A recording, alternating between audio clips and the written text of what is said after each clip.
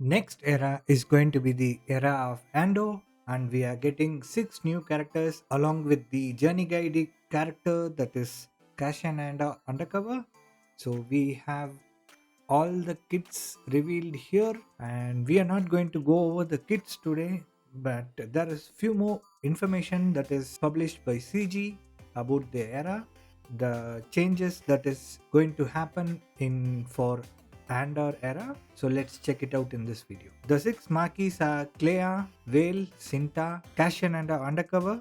So those 4 will be the rebel fighters along with Luthen Rail. They will form a team. Then Patagas, Dedra, KX Enforcer Droid, Imperial Probe Droid, and Director Krennic will form the ISB team. That will be the second team from this era. So if you have not yet got your Imperial Probe Droid, then now is the time to get it. Probably there might be a Lightspeed bundle available to get it for those who purchase that. Otherwise, if you're free to play, try to get that unlocked if you're planning on to get this team. Now let's go on to the information regarding the next era, that is the era of Andor. As we prepare to enter the era of Andor, we have spent a lot of time analyzing feedback from our 10th anniversary launch. They are making a lot of quality of life adjustments. First is the early era pressure. The final tier was requiring level 70 in order to participate in the final tier. This is for the players who spend on the very first day and take the characters all the way up to the last tier. So now they have reduced it from 70 to 55. Free to play are not bothered with these ones. For those who spend, then they have made it a little bit easier. Next is the Coliseum and strategic variety. We want the Coliseum to feel like a place where roster growth is always a benefit. So power scaling. Summoned units will now scale based on the highest level era unit rather than the lowest. This is a big change, and this is going to affect how we play Coliseum every day. Every time a new marquee is introduced, we feel like the pressure to bring them up to the equal level. Now with this one, the battles are going to be different because we can leave the new marquee out and use the old marquee that we have at the higher level and use them to progress faster. That is a strategy we can use here. So this is going to impact the Coliseum, I think, in a positive way. This is also going to make players putting in more on the first marquee that is getting released. That way they can use them and move ahead in the rankings in Coliseum.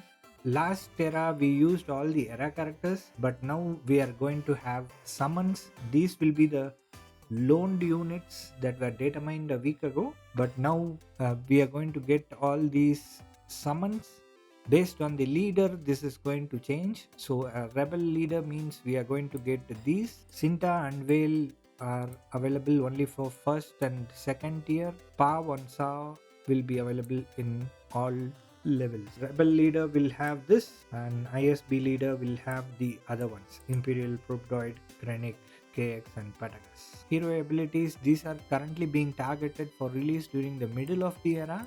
More information to come as details are finalized. So these are the summons and this is huge in here, the power scaling, and based upon the leader we are going to get the different summons in the Coliseum battle. That will give us more options when we have the ISB characters also.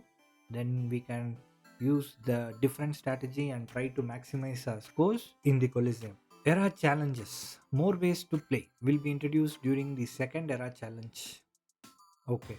So the first one is going to follow the same system, but the second one they are going to introduce 4 feet system like the galactic challenges that we had before. So they are going to introduce that 4 feet system. Hopefully it is free to play friendly.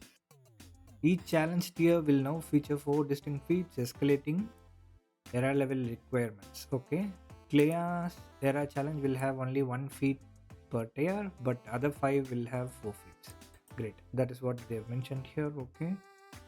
This provides a reason to revisit challenges as your squad grows, giving everyone, especially free to play players, more opportunities to earn rewards and engage with new units throughout the year.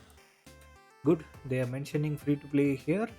So I hope at least two or three of the feats that we can complete, and one is locked behind the spending. In the Galactic challenges, one was using the new marquee character. So a free to play will not have access to that one, but other feats we will be able to complete in the Galactic challenges using a legacy roster. But here we don't know how it is going to go, because we will have only a 3 star for a free to play.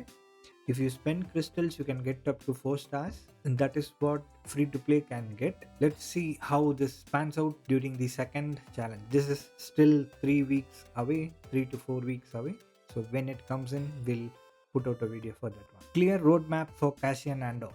To eliminate moving goalpost feeling, we want to be upfront about the journey guide requirements from day one. So Cassian Andor is the journey guide, and similar to the mall event. So we are going to get light speed tokens also, I think, in the rewards, because they are saying it is similar to mall event. Andor Era marquees.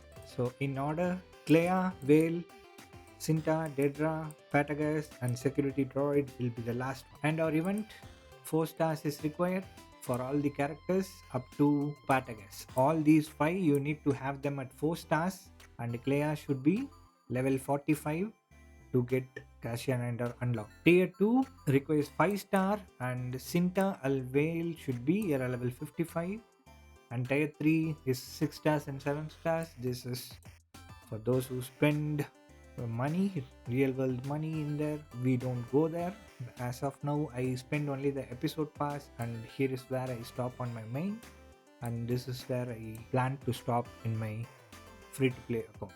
Remember that era materials scale exponentially towards the end of 12-week cycle. The free track of the third episode pass will contain significantly more era level currency to help bridge the gap to those final levels. Era battle. This is new. The squads you recruit during the era of Andor are your ticket to the exclusive era battle launching in the next cycle.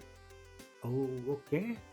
Strengthening your team now ensures you are ready to secure high value resources when the battle begins. So all the more reason to get Cassian also unlocked at 4 stars. If you don't do this, then we will still have all these 6 marquees at 3 stars, but we won't have Cassian if you're just doing the free to play. So I suggest going at least to the 4-star level. That gives us 2 more Kyber Lightspeed tokens. Cassian Andor is unlocked, and we can get to level 70 using this method. If you are spending on the pass, then try to get to tier 2. That way you get 5 Kyber Lightspeed tokens, and then you can get everyone to level 75. That will skip all the gear 12 to gear 13 grind as well. For this era, I have made it to level 77 on few characters, and 1 or 2 is still left at 75, but I've got all the 7 characters above level 75. So I am completely skipping the gear 12 to 13 grind for these new characters. That is really great. If you are spending, then episode pass and the 5999 crystal pack are the way to go to get to tier 2. Our goal is to have 12 era battle event runs per era, alternating between on and off weeks throughout the cycle. There will be 2 different era battles, each with different requirements. So there are 2 teams here. I think each rebel fighter team will have one, and the ISB team will have one. So that way they will run between the next era that is going to come up after the Andor, and we will have this era battle there. Transition and legacy, yeah, this we already came to know, but now they are giving it in writing here, and what it will translate to. Following the 10th anniversary pattern, units will move to shipments about a week after the era concludes, and units will move to nodes on a bi-weekly cadence following that. So this week is the last week for the anniversary era.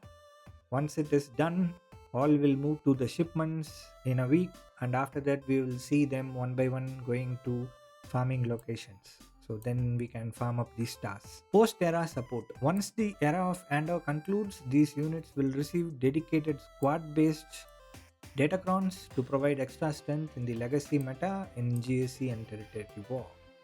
Both the new teams are going to be GSC teams. They are going to get FTCs as well. I've lost interest in this because now they last for only 2 seasons instead of three. But still, if it is a great one, then we can build one or two focus data grounds from this. If we are spending and getting them to 5 stars, we will get them to relics easily, and we can, if we save up the relic materials to take them to relic 5, then we can be using these first datacrons as soon as the era concludes. So these are the levels, and we are 65 is where my one of my free to play is at, capped at 3 stars, and the other free to play which I took all of them to 4 stars, I was able to manage level 70 in them. In my main account, I managed to take them to level 77 on few of them. So I have a relic 1 character coming up. 2 characters are left at 75. So they will be at relic 0. That is still good. The remaining we can do it once they move on to the legacy, and we can increase their gear levels. Closing thought, Era system is a living platform while Era level remains the primary driver of content mastery. These changes are designed to make the journey toward end of Era feel more structured with less pressure. We look forward to your feedback on these changes as you progress through the era. Those are the changes for Andor Era.